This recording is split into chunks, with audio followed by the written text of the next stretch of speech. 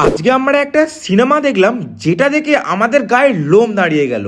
বলেন কি? আরে হ্যাঁ হ্যাঁ সত্যি বলছি। তো চলো গল্পটা তোমাদের আমি প্রথম থেকে বলি।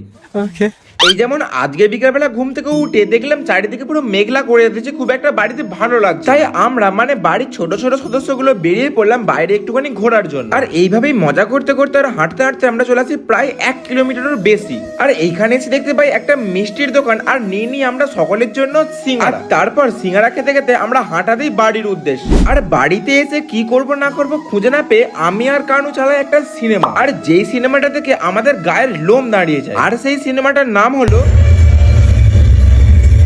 আরে হ্যাঁ হ্যাঁ ছাবা। তো এই সিনেমাটা খুব সুন্দর করেছে, আর ঠিক শেষের দিকের এই সিনটা যেটা দেখে আমার গায়ের লোম পর্যন্ত দাঁড়িয়ে যায়। আর হ্যাঁ, তোমাদের সবাইকে আমি আবার সাজেস্ট করবো এই সিনেমাটা একবার দেখার জন্য। আর আজকের জন্য ভিডিও এইটুখানি। ভিডিও ভালো লাগলে লাইক এবং সাবস্ক্রাইব করতে ভুলে যেও না।